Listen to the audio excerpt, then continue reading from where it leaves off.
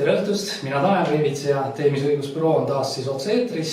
Täna olen koos kolleeg Liina Karlsoniga ja täna on meiega ka külalisesindaja koostööpartner Urmas Tross, kes on varem siis üle 20 aasta töötanud pankrotihaldurina.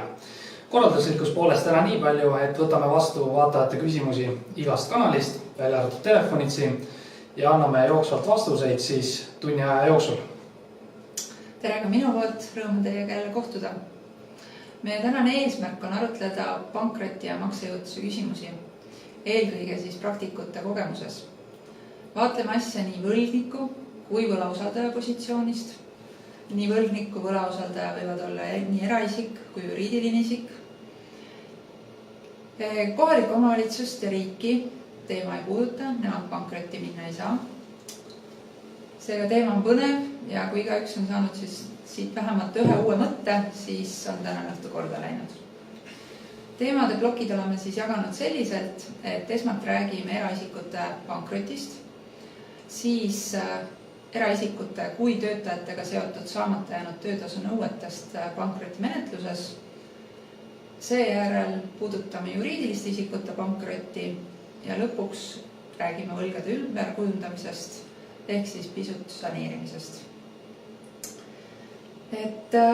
Urmas, tere tulemast, alustame kõige lihtsamast. Mis asi on pankrot? Tere õhtust ka minu poolt austatud vaatajatele ja kuulajatele, kes sellele suurepärase kanalile on tulnud. Ja ma kõigepealt ütlen, et jah, tõesti on suurepärane koostöö õiguspõlluga teemis, sest me suudame niimoodi meeskonnas lahendada väga erinevaid ja keerulisi küsimusi, sealhulgas siis maksejõuetuse menetlustes. Ja kui nüüd, nii nagu Liina ettevalmistajalt ütles, me räägime küsimusi niimoodi võlgniku ja võlausaldaja positsioonist. Ja nüüd, kui küsimus on maksejõuetus, nagu Liina ütles, siis ma pean siinkohal ütlema, et maksejõuetuse teema puudutab küll eelkõige võlgnikku ja see on niisugune seisund, kus meie kõigil võib see ette tulla, et meil on sissetulekut või vara vähem kui kohustusi ja see seisund on meie jaoks püsiva iseloomuga. Ja just nimelt kohus, kui ta pankroti menetluse algatamist üldse kaalub, siis ta vaatabki seda, kas maksejõuetus on püsiva iseloomuga või mitte. Nii et selles mõttes on siis maksejõuetust või pankrotti saab nimetada püsiva iseloomuga finantskohustuse et see on püsiva iseloomuga võimetus täita oma kohustusi. Just täna ajal. See on nagu õigusõpikus kuskil. Ikkagi, vaadake, eetris on natuke mõnikord läheb sõnadesse. Ma nagu täpsustaksin, et mis see püsiv iseloom on. Kas püsiv iseloom on see, kui ma ei jõua maksta 3 kuu eluasemelaenu või 5 kuu või 6 kuu või pean olema sellises positsioonis juba aasta aega. Mis hetkel nagu tekib selline olukord, kus ma saan öelda, et see olukord on juba püsiv? See seisund on ikkagi niisugune, kus me kõik siis ja tegelikult ei suuda neid, ükskõik kas on üks kohustus, mitu kohustust, me ei suuda seda täita.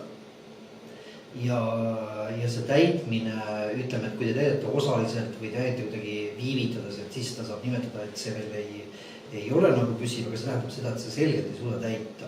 Ja siin ei ole nagu mingisugust aega otseselt, vaid see olukord on niisugune, et võtab näiteks eraisiku sissetulek on näiteks 1000 eurot kuus, aga kohustusi, mida tuleks täita, on tervelt näiteks 2000. Ja see on selge, et ei ole võimalik neid kohustusi täita, sest kohustused tavaliselt ei ole mitte ainult see summa, mida tuleb kuus maksta, vaid kohustus tegelikkuses on kindlasti kümnetes, sadades tuhandetes. Aga ma küsiks võib-olla siia siis, et aga kuidas siis ütleme ühte eraisikut, kes on sattunud sellisesse raskesse olukorda, et kuidas see pankrot teda siis aitaks või kuidas see nagu tooks leevendust tema raskesse olukorda. Et jah, siin on see ilmekas näide, et kui igakuised kulud kaaluvad üle nagu sissetuleku ja siis on nagu kehvasti, eks ja. Tavaliselt inimesed lasevad need asjad üpris kaugele nagu minna ja siis alles kuskil seal raskema olukorra finišeerudes hakkavad mõtlema, et aga võib-olla oleks hea mõte üldse pankrot teha. Et äkki paari sõnaga niimoodi lühidalt saad tuua väike valgust, et kuidas ta aitaks siis inimest? Ja ma praegu mõtlen, kuidas alustada kas pikalt niimoodi, et kuidas aeg on piiratud, et võib-olla niimoodi võimalikult lühidalt ja äkki ka mõni selline ilmekas näide su oma praktikast. See on nüüd niimoodi, et tegelikult kui see seisund on niisugune, et ei ole võimalust täita oma kohustusi, siis pankrotimenetlus on siinkohal üks suurepärane abivahend tegelikult oma kohustused kas peatada. Selle menetluse käigus on võimalik tegelikkuses pakkuda kompromissi.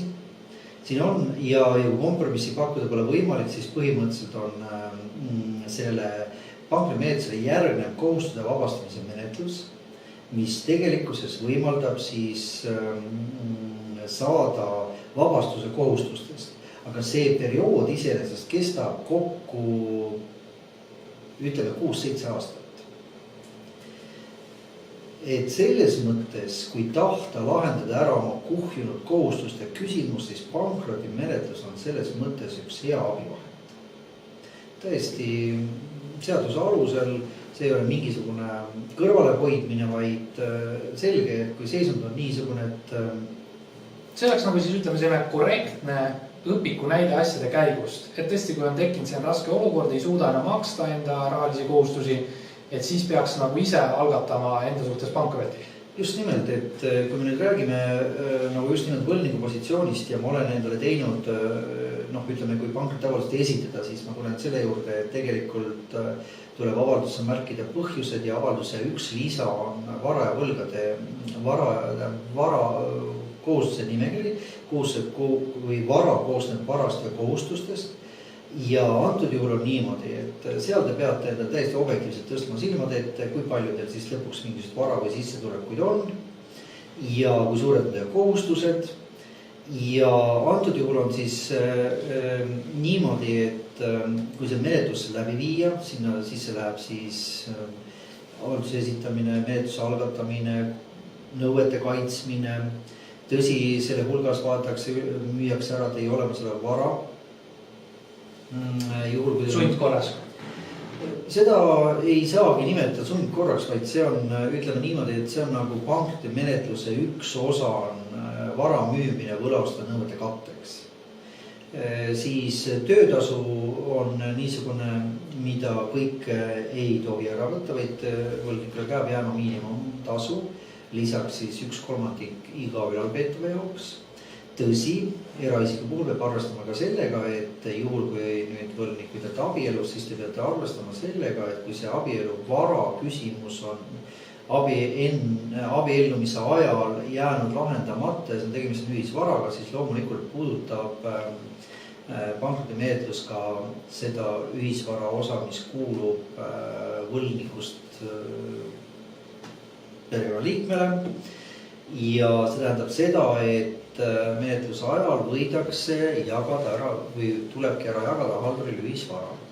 Sellega peab nagu arvestama, et ja peale selle siis laste jaoks on ette nähtud, nagu ma ütlesin, 1/3 alampalga määrast, aga päris selge on see, et tegelikult selle pankroti mõju perekonnale tegelikult on natuke suurem, kui seda kirjutatakse, see tähendabki seda, et see mõjutab abikaasad ja mõjutab ka teie lapsi. Aga samal ajal ütleme, kui see kõik endale selleks teha mõistlikul viisil, vajadusel ka õigusbüroo abiga, siis tegelikkuses on see ikkagi parim viis oma kohustuste või selle võla kohustuste lahendamiseks. Aga siis võib nagu kuidagi kokkuvõtvalt öelda, et võib-olla selline kriitiline küsimus, aga et kas see võlgnikule siis nagu pääsetee? Et kui ta on teinud järjestikuseid valesid otsuseid või ta on ka teadlikult endale võtnud rahalisi kohustusi, võtab, tekitab kahju võlausaldajatele ja siis pärast tõstab käed üles, et aga mina teen pankroti ja kas see tähendabki, et siis ta ongi nagu nii-öelda pääsenud nendest asjadest või enne sa nagu nimetasid, et 6-7 aastat võib see protsess käia, jah? Et aga mida siis ütleme täpsemalt see 6-7 aastat võlgniku elus nagu muudab või toob? no vaadake, siin tuleb muidugi, jälle ma alustan natuke laiemalt, kuna meil on täna niisugune praktiku nõuannete jagamine, siis see tähendab seda, et tegelikult tuleb loomulikult oma niisuguseid finantsoskusi ikkagi arendada. Sellepärast, et no ei ole mõtet, ütleme, nagu Talel ütles, et no, et kui ma võtan siin laenud vasakult paremalt, ütleme näiteks varad, ma arvan, et praegu enam ei tehta, aga ei olnud varasemalt, kui oli see kiirlaenude eriti buum oli, siis näiteks haiguslugu oli 10-15 kiirlaenu. Allo, see on ikka päris, see ei ole enam nagu mõistlik käitumine. Vaid antud juhul on niimoodi, et kui see teie ju, keegi, te olete oma elu projektijuht ja te ei taha ju, et teie elu oleks kogu aeg seotud kellegi teiste nõuetega. Te tahaksite ju, me kõik tahaksime saavutada niisugust head, mõnusat elu. Ja nüüd, kui juhtub see, et kohustused on tekkinud, sest elu tegelikult nagu teatud toob niisugust erinevaid muutusi sisse, siis on see pankroti menetlus niisugune tõesti, kus te märgite üle kõik oma kohustused, tunnistate neid ja lahendate nii hästi, kui on teie vara arvelt, kui vara ei ole, siis töötasud või millegi muu arvelt lahendada ja pärast see kestab kuskil, see menetlus kestab tegelikult aasta ja nüüd on niimoodi, et see kohustuste vabastamise menetlus, mis algab pärast selle pankroti menetlust, see kestab 5 aastat. On võimalik ka 3 aastaga, 3 aastat kohustuste vabastamine tähendab nagu seda, et te tegelikult maksate ära vaata, et kuni 50% oma nõuetest. Aga see ei pruugi olla võimalik ja see tähendab seda, et 5 aastat ja kokku 6-7 aastat tulebki niimoodi. Pankrimenetlus kestab aasta või 1,5 ja selle järgneb 5 aastat kohustuste vabastamine ja kokku tulebki 6-7 aastat. Ma korra siin täpsustan vahele, et mis selle pankrotimenetluse nagu siis eesmärk on?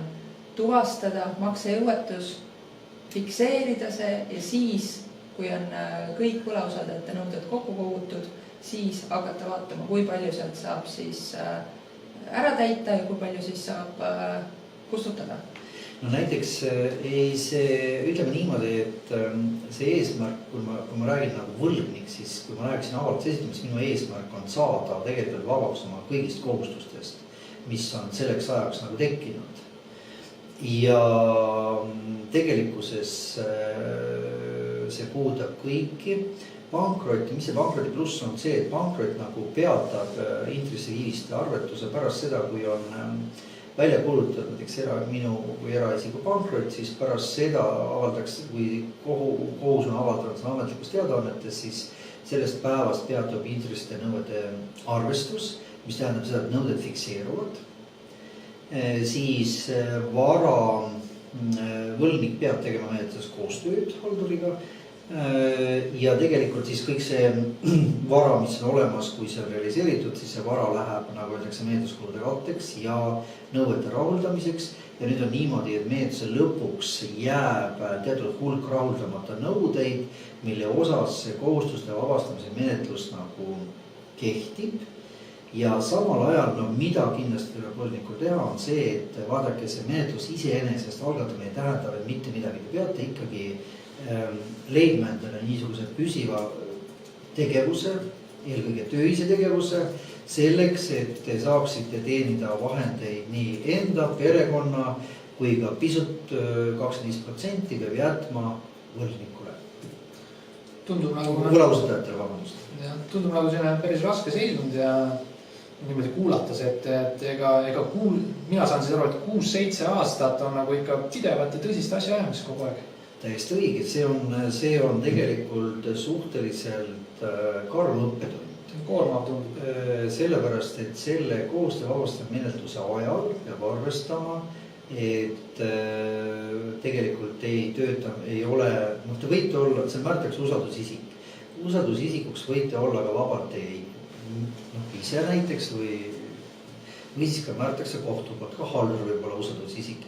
Aga usaldusisik on see, kes kõigepealt kontrollib teie tegevust ja kogu aeg annab kohtule informatsiooni ja sama ka võlausaldajatele ja kord aastas ta peab jagama raha võlausaldajatele jaotusettepaneku alusel ja samal ajal andma informatsiooni, et kas te ikka töötate, kus te elate ja samal ajal on endale võib ju jätta tegelikult samamoodi töötasust alampalgamäära 1/3 ülalpeetavate jaoks, 25% veel tuludest ja ülejäänud läheb tegelikult võlausaldajatele. Pärimise korral 50% jääb teile ja ülejäänud läheb võlausaldajatele, mis tähendab seda nagu, et vaadake, see on niisugune õppetund, kus siis 6-7 aastat te töötate tegelikult kontrolli all siis selle nimel, et saada oma teatud siis eluprojekti läbiviimise nagu tagajärjed ära lahendada. Et see on ühest küljest võimalus ja teisest küljest ka distsiplineerib ja on ka niisugune väga tõsine õppetund, sellepärast et 6-7 aastat inimese elus on väga pikk aeg. Ja kui siis ütleme inimene, kes ei orienteeru nagu selles pankroti siis seaduses ja õiguses, et siis see ju tegelikult nagu justkui tähendab, et tal peaks olema veel tugi kõrval, kas jurist või advokaat, kes talle siis pidevalt nagu nõu annab või siin nagu ka riik ulatab abikäe selle riigiõigusabi näol, et ongi siis inimese kõrval see 6-7 aastat riigiõigusadvokaat või kuidas need asjad käivad. Ja kes see usaldusisik ka tema, et tahab oma osa saada. Ja niimoodi jutu järgi minule tundub, et see usaldusisik on nagu mingis mõttes teine ema inimesele, et 6-7 aastat kogu aeg anna aru ja kus sa käisid ja olid ja palju sa teenisid vahepeal ja miks sa võlausaldajatele ära ei maksnud vahepeal ja... Praktikuna ma ütlen niimoodi, et kui ma nüüd räägin seda võlausaldaja võlgniku positsioonis, siis loomulikult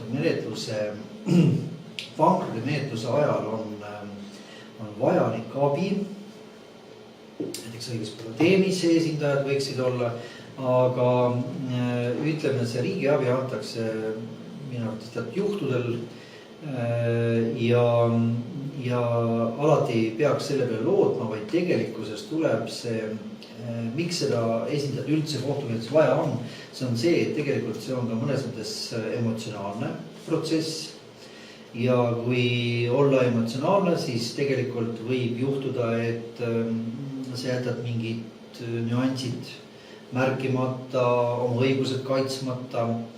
Esindajat on vaja kõigepealt selleks, et koostada mõistlik avaldus, et see oleks niisugune, mida siis kohus nagu vastu võtab ja menetleb.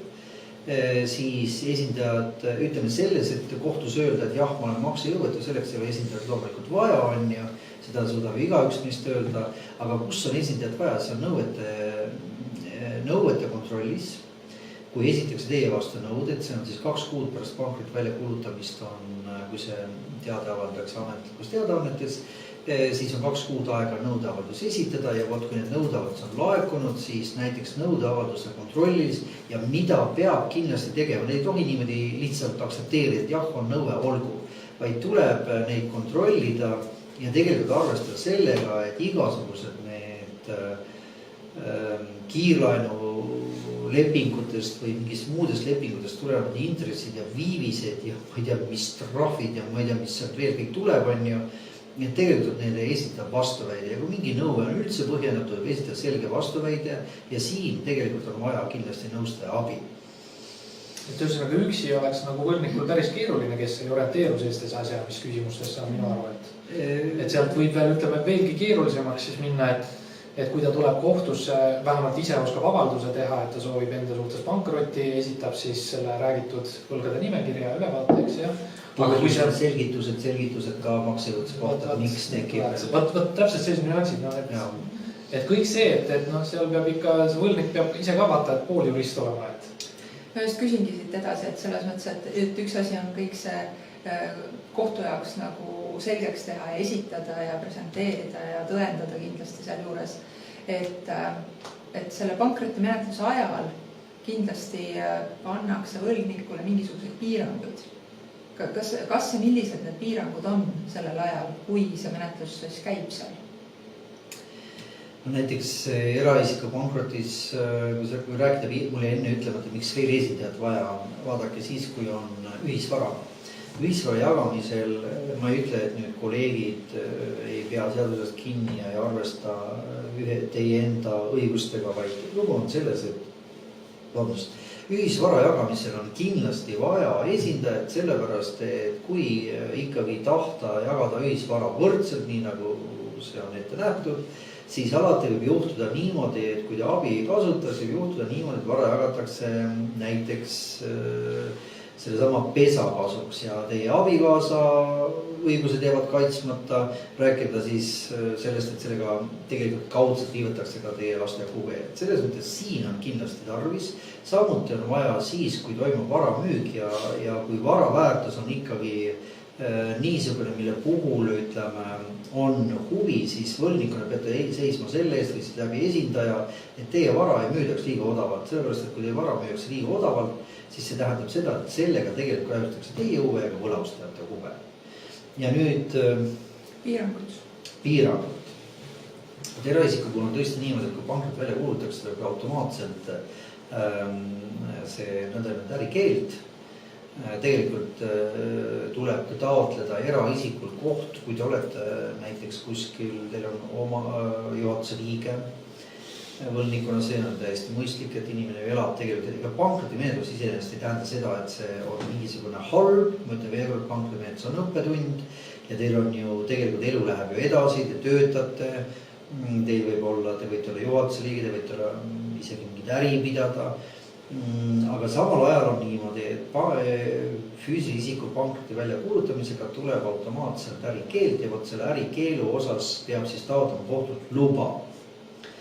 Et ta kohus lubaks olla juhatuse liige, prokurist ja veel, see on seaduse kohaselt, seda ei pea ümber rääkima. Aga ma küsin siia juurde, et kui siis ongi määratud inimesele see ärikeeld, et me oleme ju palju lugenud selliseid juhtumeid siin ajakirjandusest, et aga pärast ikkagi rõõmsalt tegutsetakse ettevõtjana edasi, et kas see on ka mingi selline kriminaalne aspekt juba, et kui rikutakse teadlikult seda ärikeeldu, et ikkagi tegeletakse ettevõtlusega, kas siis varjatud kujul, et näiteks kui ise ei saa siis juhatuse liige olla, nagu on ju ilmselgelt võimalik lihtvolitus teha, et kellegi eest ja nimel siis ikkagi inimene toimetab, et kas see ka kuidagi siis, ütleme, õiguskaitseorganid reguleerivad seda olukorda pärast kuidagi, et kas nagu seda võlnikul veel siis nii-öelda neid käsi väänatakse seaduse mõttes?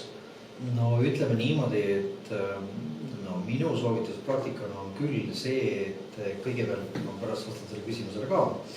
Küsimus on niisugune, et loomulikult tuleb teha koostööd pankrotihalduriga, sest enne vist on ütlemata, et tegelikult kohus siis, kui ta pankroti välja kuulutab, nimetab pankrotihalduri, kes siis kaitseb nii võlniku võlaustajate huve.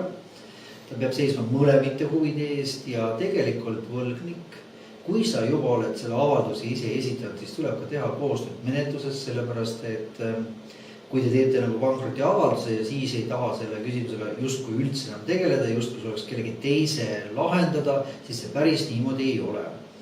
Ja kui te ei võta osa, ei esita õigeid andmeid, hoiate kõrvale, siis tegelikult juhtub olukord see, et võidaks teid trahvida, siis teid võidakse elukohast lahkumise keeldu kohaldada, teile võidakse aresti kohaldada, arest on kuni 3 kuud, et need on nagu tõsised piirangud. Mis puudutab nüüd seda, et kas... Arest tähendab nüüd reaalselt ikkagi? See tähendab ikka reaalselt kinnises kohas istumist. No arestimajja ikka viiakse. Ikka arestimajja, tõsi, kui te, just oli hiljaaegu seos ühe... Aga et ma katkestan võib-olla su juttu sellega, et meil on siin ka üks vaataja küsimus tulnud ka just pankroti teemal, et kui inimesel mure, ma siis loen muutmata kujul, et mul on ühes laenu asjas on kohtutäitur kaelas. Kas mul on võimalik alustada oma teiste laenuvõlgade asjas eraisiku pankroti välja kuulutamist? No kui see seis on tõesti niisugune, et teil on ühes kaelas ja teisi kohustusi on veel võetud, siis tuleme algusele tagasi, tuleks endale selgelt silmade ette tõsta, mis on teie sissetulekud, mis on teie vara, kui palju on teil kohustusi ja sellisel juhul tuleks ikkagi kaaluda võib-olla, kui see tõesti on objektiivne pankrotiavalduse esitamist kohtule ja kui te selle esitate, siis see puudutab kõiki nõudeid, nii seda, mis on kohtutäituri käes, kui ka neid, mis ei ole veel sinna jõudnud. Ühesõnaga kõiki rahalisi nõudeid siis, jah. Aga siin me praegu oleme rääkinud seni ainult sellest, et ütleme, kui võlnik ise avaldab, eks jah, aga seadus ju lubab ka võimalust, et võlausaldajad ehk kõik need, ütleme, sissenõudjad on need üks või mitu, et võib ka ju võlausaldaja ehk sissenõudja ise esitada inimese vastu ju pankroti väljakuulutamise avalduseks. Väga õige, loomulikult on siin jälle niisugune soovitus, et parem on alati see võlasuhe lahendada ennem, kui pankrotiavalduseni jõuda, sellepärast et võlausaldajaks pankrotiavaldus või üldse pankrotimenetlusel on niisugune nagu öeldakse, kohustuste lahendamise küsimus ei ole, vaid pankrotimenetluses, eriti kui on tegemist tagamata nõudega, siis kipub see olema see, et teil on menetlemise rõõmu palju, aga rahuldamise rõõmu võib kujuneda väga tagasihoidlikuks. Peale selle, võlausaldaja puhul peab arvestama alati sellega, et kohus võib võlausaldaja küsida kohtudeposiit ja ajutise tasu maksmist. Palju need tasud on tänapäeval keskmiselt? Ma arvan, et see ei ole muutunud, see on kuskil seal 1500–2000 eurot võib olla, sõltub muidugi asjast. Võib ka vähem natuke olla, aga lisaks siis tuleb maksta veel riigilõivu ja riigilõiv on, kui ma eksin peast, ma siin ütlen praegu, see on kuni 200 eurot. Aga need on siis tõenäoliselt need kulud, et mis nii tagasi ei pruugi saada, et see on selline loterii nagu kergelt öeldes. Ütleme, et kui makstakse ajutishalduri tasu või meelskulude katteks makstakse kohtudepositi, siis põhimõtteliselt, kui seda vara tekib, siis on võimalus tagasi ka saada, aga üldjuhul see on ikka kadunud raha. Nii et see võlausaldaja avalduse esitamine loomulikult te peate esitama, teil peab olema selge nõue. See on väga oluline, et nõue oleks selge, mitte niisugune hägune, mida on võimalik, ütleme, kui me nüüd räägime võlgniku poole pealt, siis tuleb alati nõudeid vaidlustada, öeldes, et nõue on ebaselge, et ta pole, mis iganes põhjustel ta on ebaselge, nüüd kui sa võlausaldaja oled, siis on alati mõistlikum, et see nõue oleks selge. Siis on tõenäosus, et see menetlus algatakse, on suurem ja ütleme niimoodi, kui eraisikute puhul on võib-olla see avalduse küsimus alati nagu küsitab, siis juriidiliste isikute puhul loomulikult võib olla avaldus põhjendatud, sellepärast et sellisel juhul saadakse läbi pankrotimenetluse võlgniku tegevust nagu kontrolli alla. Jah, hakkasin seda veel võib-olla küsiks, et iseenesest kui võlgnik on nüüd siis maksejõuetu, toimub see võlgade ümberkuulumine. Füüsiline isik, sa mõtled? Jah, füüsiline isik. Et kuidas see nagu mõjutab tema edasist elu? Mis saab siis, kui on see pankrot läbi, on võlgade ümberkujundamine läbi või mitte ümberkujundamine, aga siis võlgadest vabastamine on läbi. Et mis saab edasi? Kas jääb see registrisse kuskil üles, on see avalikult nähtav, et selline pankrotimenetlus on läbitud, kas sellest võib keegi mingit järeldusi teha, kas see üldse mõjutab kuidagi?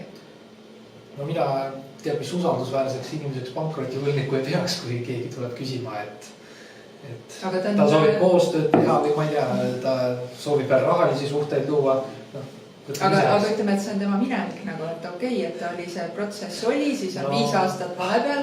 Mina haldurina ütlen, et küll te olete pahatahtlikult, ütlen ma haldurina, ütlen halduri viskan nalja.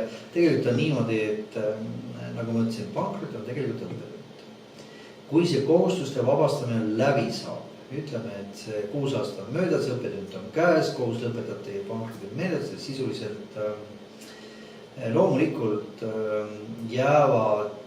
see info jääb, ta jääb kohtutoimik jääb kohtusse. No kas ütleme lihtne inimene guugeldades lihtlabaselt leiaks? Põhimõtteliselt riigiteatast kindlasti leiab neid andmeid ja tegelikult see võib olla ka kohtu KIS on see kohtu infosüsteemis ja kindlasti leiab ja tegelikult kui, mis siin salata, ma olen ka ise näinud seda, kui sa nagu kasutad Mr. Google'i abi ja paned kellegi nime või näiteks tsiviilasja numbri, siis tegelikult ta nagu viskab selle info välja. Aga ma ütleks niimoodi, et see on nagu suhtumise küsimus, tegelikult ei juhtu kõigil. Ja see inimene, kes selle läbi teeb, kui ta selle õppetunnina võtab, siis ta kindlasti oma tegevust muudab. Kas see on reegel? No ma olen niisugune positiivne.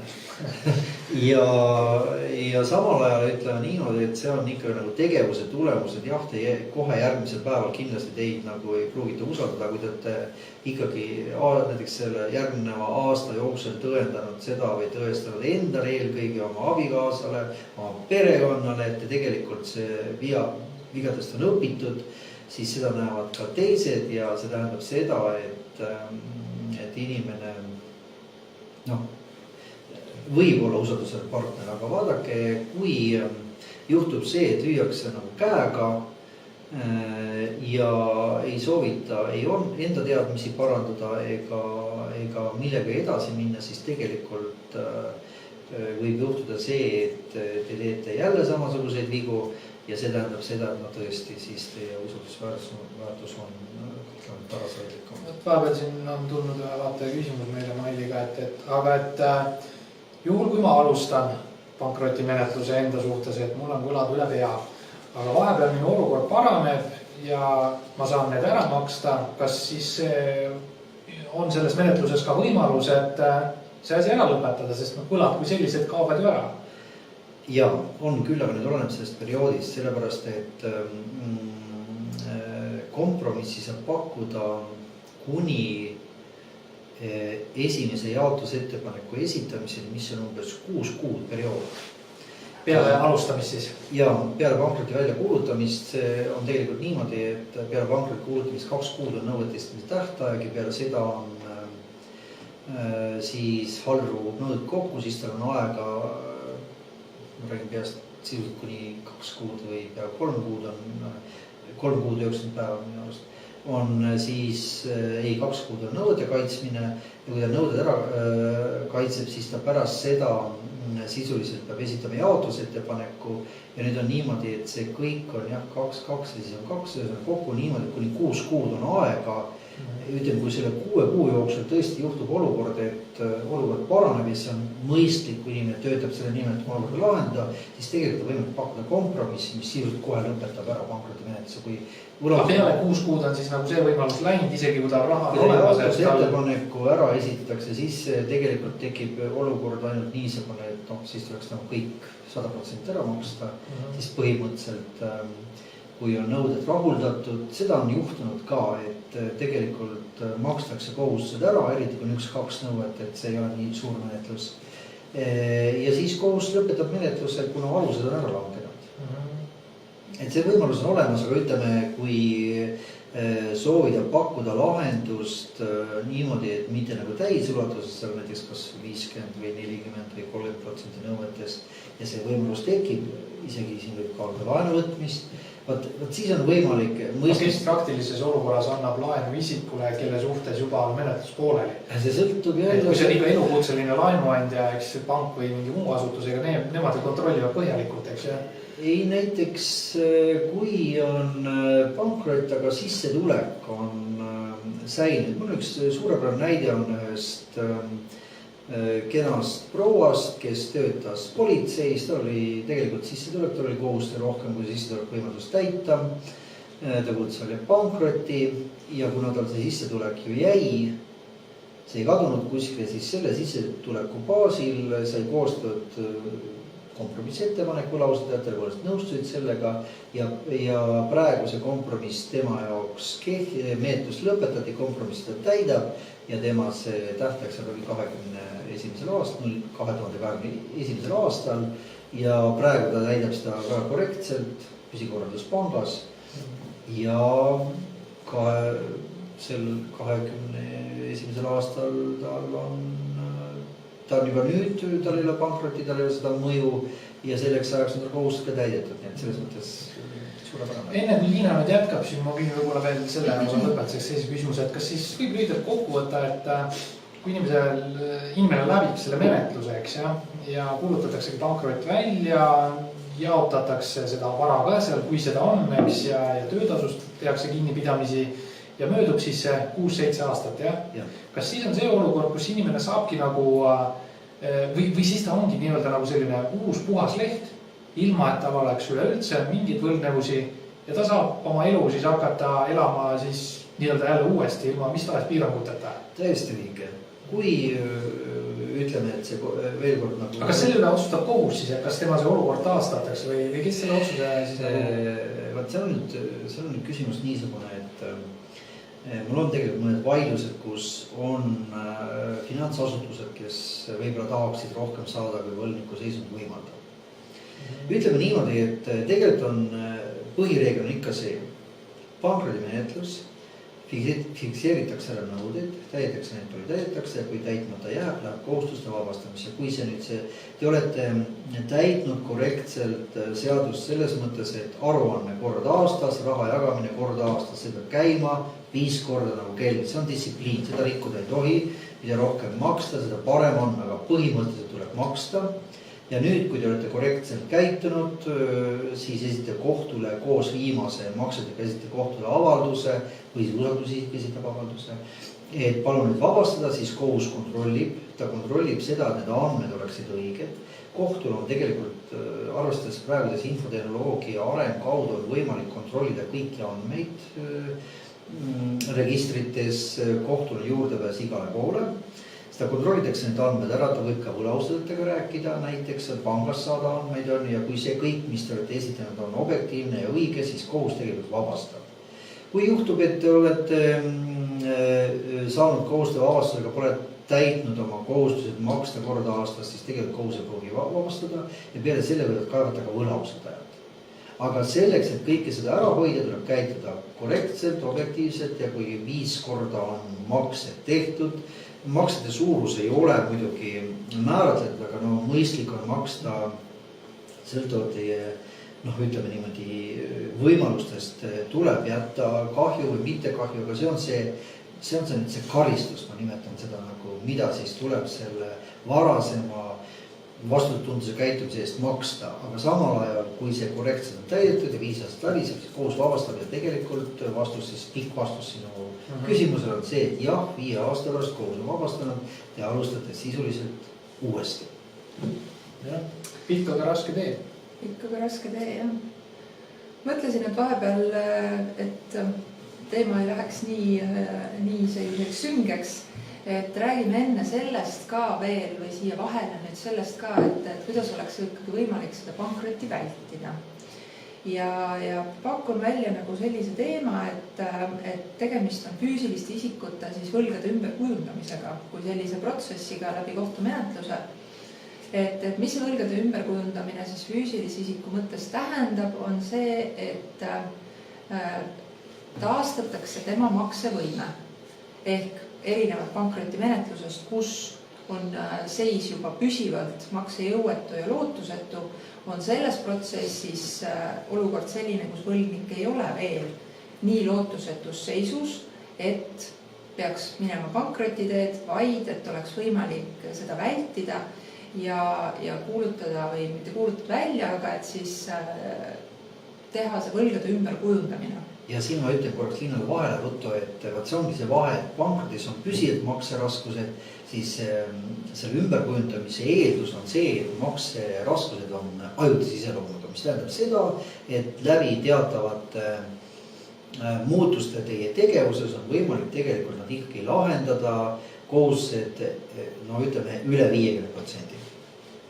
Ehk siis maksejõulised isikud, kes ei ole lootusetud, käivad endiselt tööl, näevad, et olukorrast on võimalik välja tulla, aga vaja on professionaalset nõu ja abi sinna kõrvale, et nende võlausaldajatega leida see kompromissi koht, et mitte see asi ei läheks sinna äärmusesse, sinna pankrotti, millel on siis väga, väga jõulised tagajärjed. Jah, see on juriidisisikide puhul on selle aluseks on saneerimisseadus, aga füüsisiku puhul on see võlgade ümberkujundamise seadus. Hästi pikka nime võlgade seadus ja see tähendab seda, et tegelikult see teie tegevus tuleb sisuliselt reorganiseerida.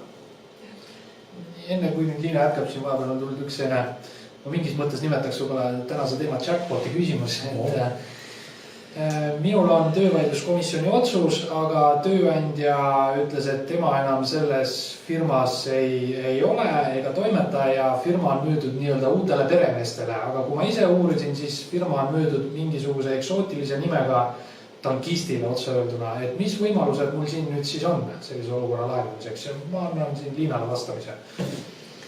Et olukord on siis selline, kus juriidiline isik sisuliselt on oma tegevuse minetanud, hüljanud ettevõtte, registreerinud selle ümber kuhugi soojale maale, tegelikult sisuliselt oma äritegevust enam ei jätka. Sellised olukorrad Eestis kahjuks ei ole harvad ehk siis tegemist on töösuhtega, kus töötaja sisuliselt oma töösuhtest tulenevaid tasusid ei saa, need jäetakse lihtsalt maksmata. Ega siis olukorras ka kohtutäitur palju ei saa teha. Et kuidas kohtutäiturini jõuda, ongi kõigepealt see, et tuleb kõigepealt oma nõuda tunnustada, see on juriidiline mõiste, et pöörduda siis töövaidluskomisjoni kohtusse kõigepealt, et te saaksite ametliku dokumendi, jah, te olete 5 kuu eest töötasu on teil saamata, teil on puhkusetasud saamata, väga siin juhingi tähelepanu sellele, et just saamata jäänud või kasutamata jäänud puhkusepäevade hüvitist on õigus nõuda, et see jäetakse tihtipeale küsimata, et enamasti minnakse küsima saamata jäänud töötasu, kuid tegelikult on seal ka nende puhkepäevad, mis teil oleks olnud õigus kasutada, nende eest ka tasu saada.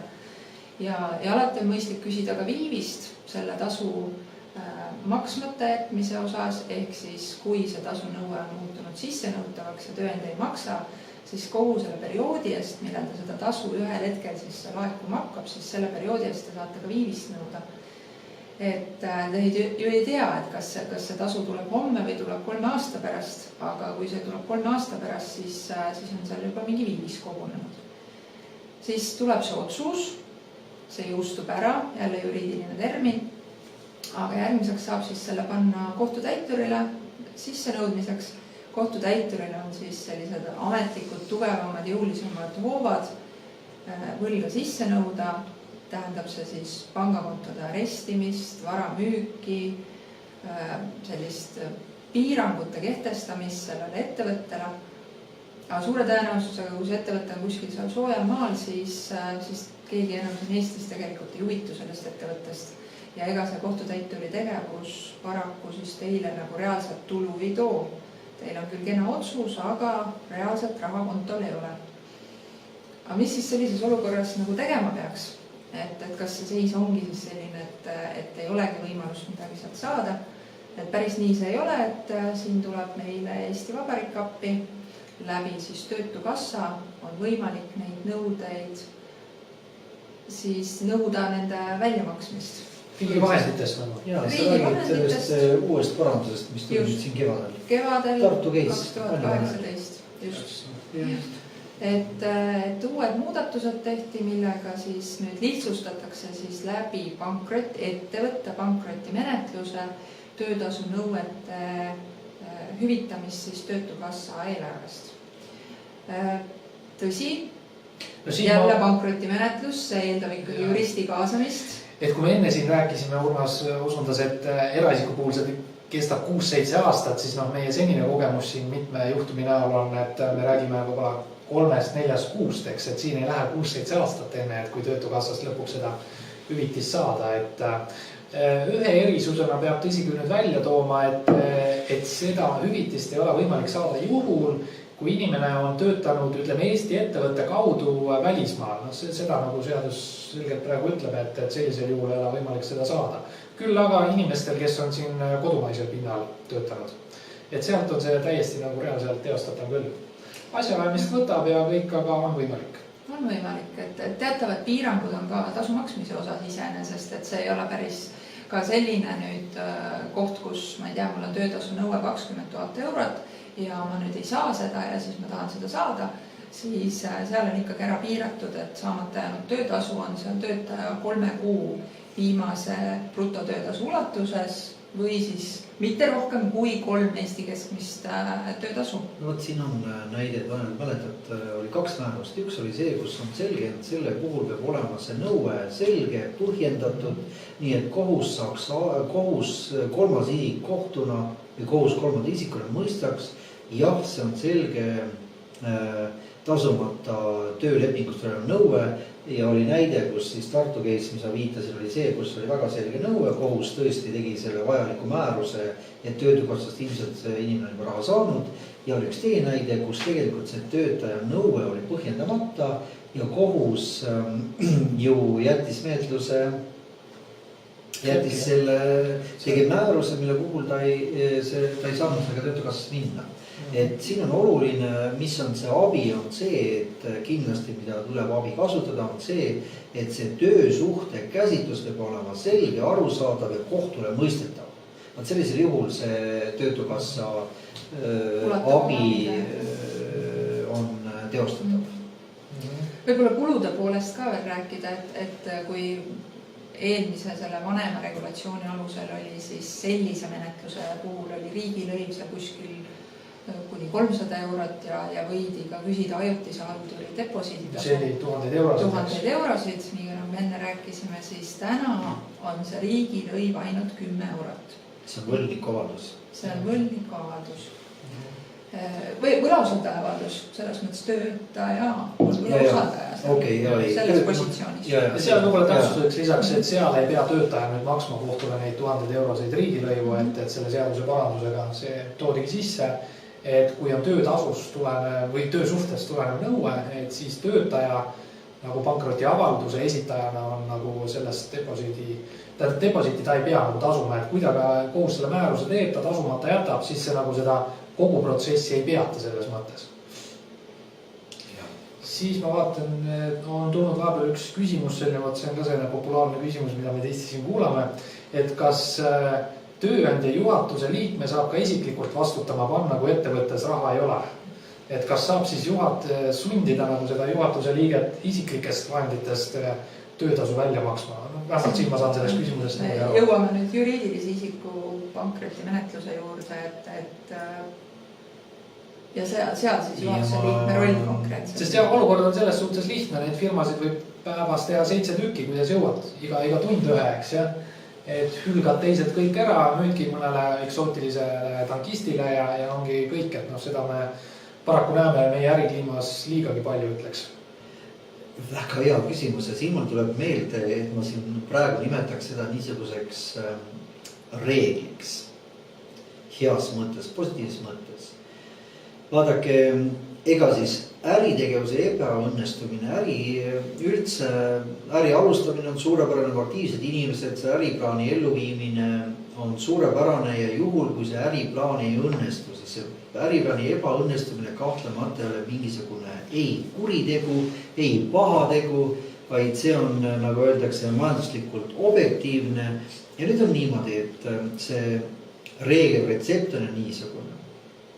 Et kui te juhatuse liikmena olete tuvastanud, et teie äriplaan ei õnnestu ja ka tulevikus ei õnnestu, ma räägin nüüd praegu siis äriühing kui võlgnik, siis on kõige mõistlikum ja kui see äriplaan ei ole toonud sisse nagu selle tema varasema tegevuse ajalile sisse ka toonud mitte midagi, siis ma ütleks niimoodi, et on mõistlik raamatuna korda teha, kõik tegevust, nagu öeldakse, ilusti infosüsteemis säilitada. Kui see juhatuse liikmena on tuvastanud, et jah, ei ole võimalik täita neid kohustusi täies ulatus, siis on mõistlik esitada pankroti avaldus ja kui see kogu see tegevus on jälgitav, arusaadav igale kolmandale isikule, kes neid dokumente, rahaliste vahendite kasutamist, äriplaani teostamist näeb, siis põhimõtteliselt on ka äriühingu jaoks see menetlus suhteliselt nagu õppeprotsess, ma nimetan seda. Aga juhul, kui tõesti juhtub niimoodi, et see äri on ebaõnnestunud või see äri on rajatud ainult selle peale, et teha 2-3 tehingut ja tehingu alusel raha, ütleme, kõik on välja võetud, kuskile välja kantud, välja võetud sularahas ja siis, kui töötajad ilma rahata jäetud, siis loomulikult te peate olema valmis selleks, et tuleb töötaja, ta esitab, ütleme esiteks, kui nüüd töötaja, vaid ütleme pankroti haldur, määratakse pankroti korral. Pankroti haldur tuvastab seda, et kõik need toimingud on tehtud, mida ma siin nimetasin, raha välja võetud ja maksejõud tegid, siis loomulikult tuleb nõue teie vastu. Aga no seda ei... Nõue siis selle juhatuse liikme vastu. Just juhatuse liikme vastu. Sellepärast, et tegelikult see toimub äriseadusega alusel ja kui hoolsuskohustus on ikkagi jämedalt rikutud, siis loomulikult tuleb vastutus. Me ei hakka praegu paragrahvidest rääkima, sest see läheb nagu pikaks on ju, aga ütleb niimoodi äriseaduse kohaselt juhatuse liige vastutab äriühingul tekitab kahju eest personaalselt. Kas see on piiramatu vastutus? No ma küll ei tea, et see oleks mingid piirangud, sellepärast, et kui te ikka teete 10 miljonit kahju, siis 10 miljonit tuleb ka nõue. Tõsi, see viib riigilõivud kõrgeks, aga põhimõtteliselt sõltuvalt kahju suurusest tuleb ka see nõue, nii et mina oma ühest praktikast tean küll nagu öelda, kus tõesti tollal oli maksuameti nõue ja see pöörati juhatuse liikmest eraisikule, tehti see eraisiku vastutusotsus selle.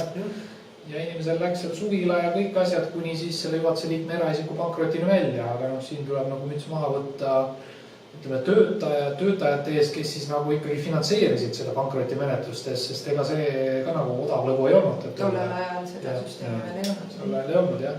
Et see oli ainult niipidi võimalik, et ütleme nii-öelda sellist automaatset vastutust küll, mis tahes sellise niinimetatud sigaduse kordasaatmise pealt ei tule. Nagu Urmas nimetas, et kui on raha võetud seal kassasse ja mingeid muid selliseid trikke tehtud, eks, et see nüüd automaatselt ei kohaldu, et keegi peab ikka selle pankrotimenetluse nagu algatama ja siis hakkab kohus ja pankrotihaldur seal suure luubiga vaatama seda olukorda. Kui ma just enne ütlesin ka, et ühest küljest võlausaldaja avaldus on nagu seotud suuremate finantsväljaminekutega, siis samal ajal see võlausaldaja avaldus, kui selle alusel algatatakse pankrotimenetlus, siis see nagu võimaldab ligipääsu selle äriühingu tegevusele läbi pankrotihalduri. Et selles mõttes on ta nagu kasu sees ja töötajad tegelikult juristisiku puhul ei jää kindlasti ilma oma rahuldusest vähemalt selles ulatuses, mida välja maksab töötukassa. Sellepärast, et saamata palga, puhkusetasu, ka need komponendid pole, aga ühesõnaga on võimalik. Ja on, et siis teed tegelikult haldur seda. No mingis mõttes see on siis nagu, kus öeldakse kirskoogi peale, et kui saaks kätte oma töötasud ja veel see juhatuse liikme saaks veel isikliku vastutuse, et siis ütleme töötajate jaoks nagu selline. See on nagu üks väike nii see lugu, et kui nüüd juhatuse liikme vastu saadakse ka nõue, sest ma pean siin ütlema niimoodi, et tegelikult seadusandlus ei võimalda seda niimoodi lihtsalt välja nõuda, vaid see, kes avalduse esitab, peab seda ka põhjalikult tõendama. Mul on olnud juhus, kus tegelikult kõik justkui on nagu selge, aga kui teine pool hakkab esitama vastuväiteid ja tooma veel dokumente välja, mida ta pole üle andnud, siis võib see juhtuda, et see nõue jääb rahuldamata juhatuse liikme vastu. Eriti on siis, kui sa ütlesid just küsisid enne, ma ei tahtnud seda ette luutata, et kui küsimus on selles, et on nõndanimetatud, ma nimetan neid varjatud juhatuse liikmeteks, mille äriseadus näeb ette seda ka võimalust esitada juhatuse liikmed, nagu isikute vastu, kes on nagu varjatud juhatuse liikmed. Aga samal, kui sa oled nagu töötanud ja tegelikkuses ütleme andnud korraldusi, siis see vastus läheb nagu sellele, keda on nagu suunatud põhimõtteliselt. Ja selle õiged isikud seal ei saa seda raha kätte, aga kui see raha saadakse kätte või see nõue ja selle alusel mingisugune raha, siis see raha ei tule mitte konkreetselt mingile ühele või kahele võlausaldajale, selle, kes finantseerib seda, vaid see tuleb tegelikult menetlusse ja menetlusest rahuldatakse kõigi võlausaldajate nõudeid vastavalt võimalustele. Sellega peab arvestama, et juriidilise puhul, kui kõik see toimub, siis jagatakse kõigile, mitte nendele, kes nagu võtsid vaevaks finantseerida. Me oleme nüüd rääkinud siin sellest võlausaldaja positsioonist juriidilise isiku pankrotimenetluse algatamise poole pealt. Aga kui me räägime nüüd võlgniku enda kui juriidilise isiku pankroti algatamisest, et kas seal on juriidilisel isikul või enne rääkisime, et on, aga millal tal tekib see kohustus, et esitada pankrotiavaldus enda juriidilise isiku kohta? No ma võib-olla lisaks veel siia, et aga milline on vastutus, kui ta seda ei tee? Just nimelt juhatuse liige vastutab selle eest, kui ta ei esita õigeaegselt pankrotiavaldust. See tähendab seda, et need hetked tekivad praegu vähemalt, kui me eksid, see on niimoodi, et kui muidu aastaaruannet kokku ei panda, siis pannakse seda vähemasti juuniks kuni lõpuks kokku. Kui majandusaasta on Just traditsiooniline nimelt. jaanuarist detsembrini. Ja ütleme, et kui selle ajal on ikkagi olukord niisugune, et omakapital on miinuses ja suur kahjum ja nõudeid ei saa täita on ja selged arvamus välja jookseb, siis näiteks see on üks hetk, kus tuleb juhatuse liikmel käituda ja vastavalt avaldus esitada või siis tegelikult on niimoodi, et juhatuse liige, kui ta nagu mõistlik, ta näeb seda juba varem ja kui ta on selle tuvastanud, siis ta peaks käituma, see on nagu enne pankroti avalduse esitamist on niimoodi, et kui juhatuse liige tuvastab selle, et aruandlus peab olema korrektne ja objektiivne. Nüüd ma lähen natuke laiemaks ja ma ütlen niimoodi, et mis on juhatuse liikmete puhul või üldse juriidilise puhul on see, et ma usun, et see on nagu möödanik, aga põhimõtteliselt võib öelda, et kui raamatupidamist ei armastata, siis tegelikult ei saada teada ka seda, missugune on juriidilise isiku tervis. Ja nüüd on niimoodi, et kui see ikkagi nagu pilt silma ette tekib, on ju, raamatupidamine näitab, siis ma ütleksin niimoodi, et juhatuse liige koheselt kirjutama üldkoosolekule aruande, ütlema, et seis on niisugune, kas meil on, pakume välja mingi lahendusvariante, kas me finantseerime seda olukorda, kas me teeme mingit reorganiseerime, kas me sinna saneerime või teeme veel midagi ja kui osanikud ütlevad või üldkoosolek ütleb, et ei, me ei tee siin üht, teist ja kolmandat, siis tegelikult on niimoodi, et juhatuse liige peab kohast esitama selle pankroti avalduse vastaval korral, ta hakkab vastutama. Aga mina ütleks, et normaalne juhatuse liige teebki niimoodi, raamatupidamine korrastatud, informatsioon liigub talle objektiivne ja kui see seisund hakkab muutuma, siis ta tegelikult suhtleb oma võlaustajatega. Aga küsin ma siia juurde, et vabandust, omanikega eelkõige ja pärast seda avaluskohtusse. Okei, siin on ühelt kuulajalt vaatajalt on siin üpris teadlik küsimus tulnud. Aga mida teha siis olukorras, kus ettevõttest võlgniku juhatus ütleb seda, et dokumendid on saadetud kuhugile Indiasse või Hiinasse või muusse sellisesse eksootilisse piirkonda, et kui kogu selle viimase räägitu osa nagu aluseks on see, et kas raamatupidamine on korras või ei ole, eks, jah? Et saatan peitub detailides, nagu öeldakse. Aga kui ei ole algandmeki, eks, jah? Et need on väidetavalt saadetud kuhugile teise planeedi otsa, nagu meil populaarne piirkond on see Panama, jah? Et need müüa sellised paketid. Offshore piirkond. Ja offshore piirkond, mis iganes, et aga kas seal üldse on võimalik midagi ette võtta, et mina saan aru, et kui nagu menetlus algatatakse, et pankrotihaldur saab eks konto välja võtta, lõpuks pangas küsida, aga iseasi, kui palju sealt siis nagu tagasi saab üles ehitada selle olukorda või mis siin võimalused on? Jah, mulle tuleb meelde üks juhtum, kus omanikud olid kuskil Panamas või sarnases piirkonnas ja juhatuse liikmed olid kreeklased. Jumal teab, kas nad olid olemas või ei olnud olemas, aga nad olid täisregistris. No ma ütleks niimoodi, et küsimus on nagu väga hea. Arvestades praegu tehnoloogia võimalusi ei ole üldse välistatud seda, et peetakse elektroonilist raamatupidamist ja kõik ongi dokumendid elektroonilised ja see pilv või see koht, kus neid hoiti asus Indias ja võib juhtuda, et see pilv haihtub koos andmetega. Et ei ole välistatud, aga ma ütleks niimoodi, et kahtlemata jälle nüüd ma tulen siia maa peale tagasi, seadusandlus kohustab esitama aruandeid. Sul peab tekkima ikkagi, kuna sul on kohustus raamatupidamist pidada ja korrastada, siis juhatusel peab olema väga selge nagu mingisugune korraldus, kuidas see raamatupidamist niimoodi korraldatakse. Ja see tähendab seda, et kui see lihtsalt on kuskile ära saadetud, siis ta vastutab selle eest, et raamatupidamist korraldamata. Et ühesõnaga endise juhatuse võib siis ikkagi juba vastutama panna selle eest, kui raamatupidamist dokumendid on kadunud või kriminaalust karistada. Kriminaalkorral. Ja see on pankroti kuritegu, kui on raamatupidamine korraldamata. Meie tund hakkab siin täis saama. Et mina isiklikult olen siit küll täna juba uusi mõtteid saanud, et ma loodan, et ka kõik vaatajad ja kuulajad on neid saanud. Et pankrot on üks lahendus, see võib-olla ei ole kõige meeldivam ja kiirem lahendus ja kui on võimalus valida pankroti vältimist, näiteks võlgade ümberkujundamise kaudu, saneerimise, reorganiseerimise, refinantseerimise, mida iganes kaudu, siis ma arvan, et see oleks mõistlik, kui inimesel endal on ikkagi tahe selle ettevõtlusega jätkata. Aga kui see on vältimatu tee, siis loomulikult on see ikkagi üks võimalus.